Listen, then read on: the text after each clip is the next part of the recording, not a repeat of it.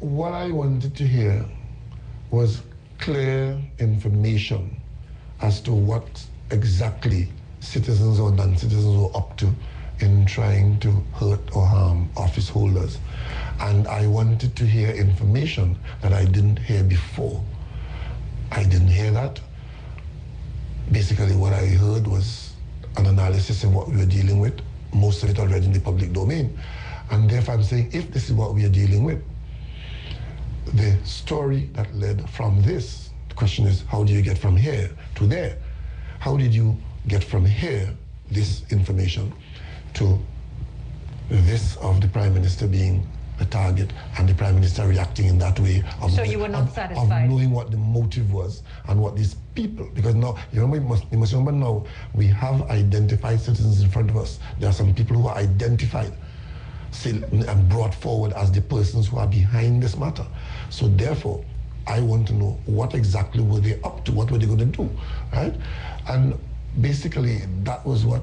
I think in one of the daily newspapers, Minister Sandy says that they have information that whatever was supposed to happen, they expected it to happen on November 24th. I'm sure you saw the article in the paper. You understand our difficulty again.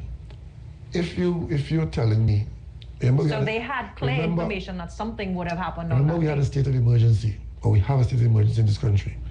And among the information that we were having from the government was that there was supposed to be some activity which would have made 1990 a Tea Party. Now, that was an ephemeral thing which disappeared. It never happened. Something that never happened, you could say, okay, well, I prevented it from happening. You can't prove a negative. Dr. Rowley, we do have to go straight to our 7 a.m. newscast. When we come back, Dr. Rowley will continue this discussion with us. We're going to look at a number of issues affecting the nation, and also we'll open our phone lines for a bit. Do stay with us. I'm Hema Ramki. Thanks for inviting us into your homes today. Welcome back to Trinidad and Tobago. In a few minutes, we're going to open our phone lines. In 1993, a police assistant commissioner of police indicated that there were drug cartels in the police service. Scotland Yard was again called in by the PNM government. According to this article, it was another PR stunt. The Scots confirmed that there were mafias in the police service conducting organized crime, from protecting drug blocks to wayway bankers. Again, according to this article, the PNM failed to act.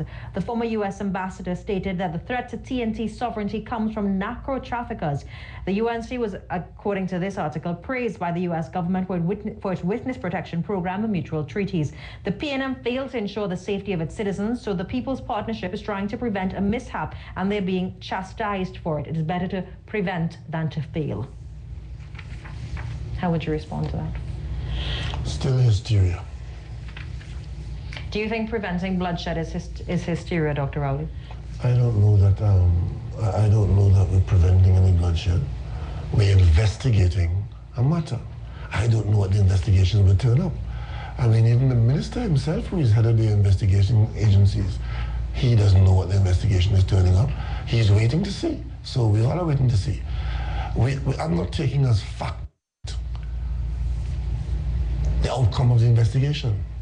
From up front, we accept that there is an investigation taking place, and we should have treated it as an investigation. There are people treating it as fact, and we have to respond to this fact, because this fact is or to cause it so and so. An investigation is meant to find out what the fact is, and there are people criticizing us for wanting the facts. I have no doubt there are persons who are prepared to accept assertions, especially if those assertions are convenient, and if it gets them out of difficulties that they are in.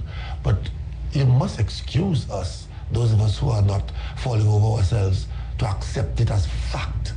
We are waiting for the outcome of the investigation. At this point in time, last week Friday, at that point in time, maybe next week Monday, at that point in time, we'll have different information. As we are talking here now, I'm keeping my eye on a ball. The ball is this. The Prime Minister, having so presented this matter to the world, is now to make a decision on the extension of a state of emergency. The question is, could that be influenced by a requirement to hold these detainees just so that the Prime Minister doesn't have egg on her face? That's a possibility. It's also a possibility that these detainees will be charged.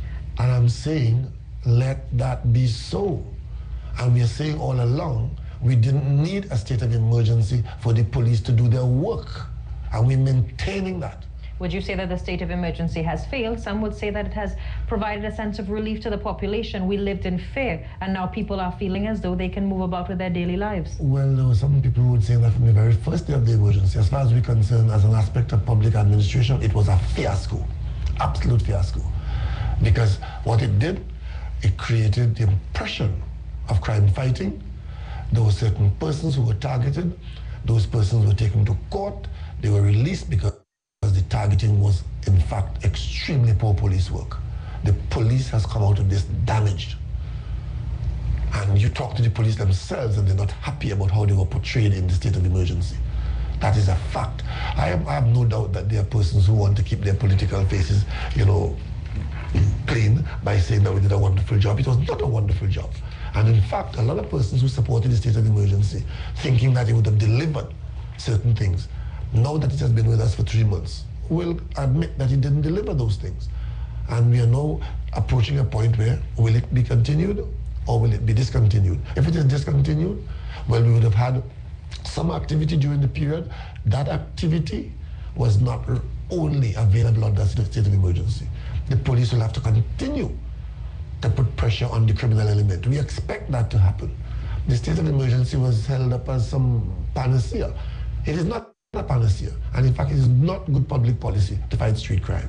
How would you respond to criticism that the PNM has no moral authority to speak on issues of crime? That under the PNM administration, crime ran rampant? Well, again, those are political statements which the PNM would have addressed in a general election. The PNM lost an election. There are persons who tell the PNM did nothing. I mean, and that is not true. Fighting crime is a multifaceted assignment, and a whole series of things were done. Clearly there was an upsurge in crime, and we didn't get the kind of result we expected. But if you observe, at the time of the declaration of the state of emergency, looking backwards into where the height of crime was in this country, we were seeing, right, a downward trend in violent crime in the country. That's a fact. But it was still at a level that was unacceptable. So one can make hyperbolic statements that, oh, PNM did nothing about crime. That's not correct. A lot of work was done, but the results had not been as satisfactory as we would have expected. Dr. Rowley, we're going to take our final break for this segment. When we come back, we're going to open our phone lines and we'll start taking your calls. So our phone number is 624-8721, 627-8658. I'm Hema Rampi. Soon do stay with us.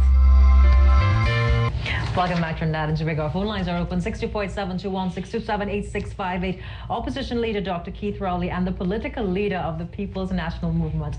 Dr. Rowley, before we take our first call, the issue of the Balize tie. You've quite an interesting fashion statement this morning. What was your rationale for breaking with tradition? Is it a division in the PNM? I don't know that there's a division in the PNM. It's a question of the choice of where. It's a quite emotional issue, and obviously the General Council is meeting on this matter. The Balize tie has been in the hallmarks of the PNM for a number of years. In fact, many suggested that Eric Williams will be turning in his grave as a result of the inability of those in Parliament to adhere to that rule. Is it a rule of the PNM? Not that I know of. And it's been a tradition for a while, but sometimes some things need to change, sometimes some things change. We've had changes before, and I'm sure there'll be changes in the future. But you are seeing, some would argue, and we spoke to Dr. Hamid Ghani on this, clear divisions in the PNM as it relates to who's wearing it and who's not. The new seems to be not wearing, the old seems to be holding on to the tradition. That's not well for a party that's attempting to regroup. That's not true. I'm the older. But how many other people that are part of the old guard are wearing the tie? I'm probably the oldest functioning person in the PNM right now, so that statement is not correct. Why did you decide to stop wearing the tie? On review, I think that it's a response to the need to represent the PNM to the wider national community as wide as possible. There's a very strong body of opinion in the country now, which was not there before, which said that I share that view. I mean, I share the view. It's not that I'm responding to it because it's there. I'm sharing it. That when you are in executive seat representing the entire country, that the party symbol is not appropriate in that setting. And it's not a question of abandoning the PLM symbol. The Balize will always be the PLM symbol. And the fact that I'm not wearing it around my neck doesn't make it any less of a symbol. You said that you would reconsider your position. Does that mean that you're willing to walk? Oh, I have lots of positions that I can take on this matter. Willing to walk where? Are you willing to leave the party? The General Counsel says that you are wrong as a leader to break from tradition without getting the... And whose idea is that? Well, anybody who's waiting for me to walk and about the bodies, you have a long wait.